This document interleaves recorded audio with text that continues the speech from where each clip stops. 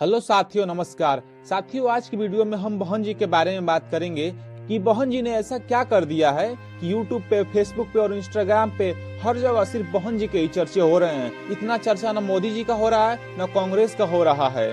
साथियों, इस वीडियो में हम यही बातें जानेंगे। इससे पहले इस यूट्यूब चैनल को सब्सक्राइब कर लें, वीडियो को लाइक कर दें। तो चलिए वीडियो शुरू करते हैं अब और जानते हैं कि बहन जी इस देश की इतनी बड़ी और ताकतवर नेता कैसे बनी हैं।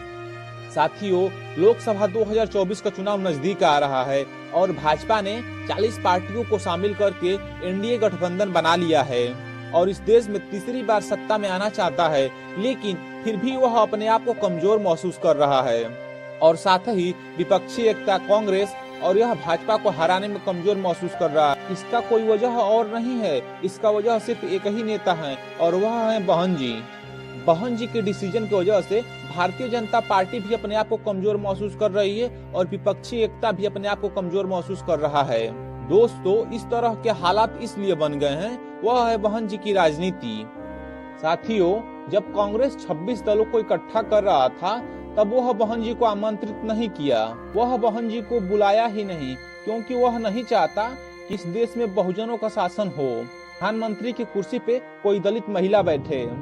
इसी वजह से विपक्षी एकता ने बहन जी को आमंत्रित ही नहीं किया। अब वही विपक्षी एकता यह गलती कर चुका है तो माननीय बहन जी के पास कैसे जाए और बहन जी को कैसे कहे कि हमसे गलती हो गई है, हम अपने आप को कमजोर महसूस कर रहे हैं, आप आकर हमारा साथ दीजिए और भारतीय जनता पार्टी को हराया जाए।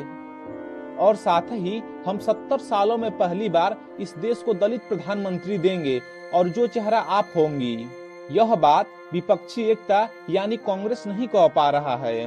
वहीं भारतीय जनता पार्टी की बात कर लिया जाए तो भारतीय जनता पार्टी बहन जी की राजनीतिक मार पहले ही झेल चुका है।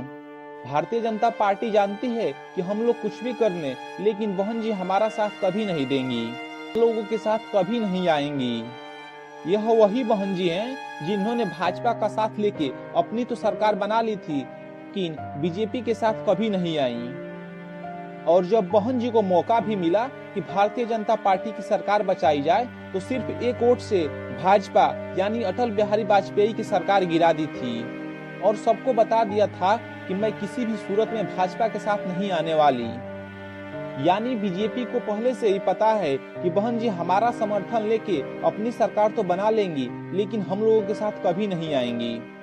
और विपक्ष को यह बात पहले से पता है कि बहन जी हमारे पास आएंगी तो इस देश का दलित प्रधानमंत्री उम्मीदवार घोषित करने के लिए कहेंगी। इस वजह से विपक्ष बहन जी के पास नहीं जा रहा है और भाजपा जानता ही है कि वो हमारा साथ कभी देंगी नहीं, इस वजह से भाजपा नहीं जा रहा है। तो इसी हालात में बहन जी ने कहा है कि मैं इस देश में अकेले चुनाव लड़ूंगी और अपने राजनीति के सूझबूझ से इस देश में तीसरे मोर्चे को तैयार करूंगी।